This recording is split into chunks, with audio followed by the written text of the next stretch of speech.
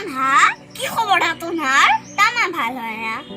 আজি তোমাৰ এটা মই পৰীক্ষা দেখা চাই থাকা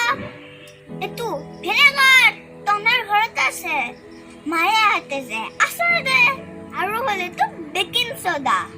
যা তনহাক মই এটা কামাল দেখা এই মই ভিনেগাৰটো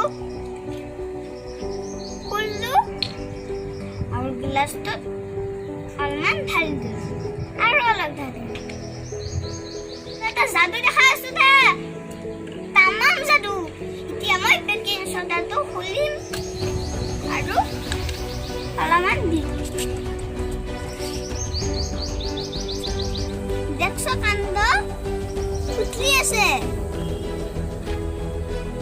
চাচোন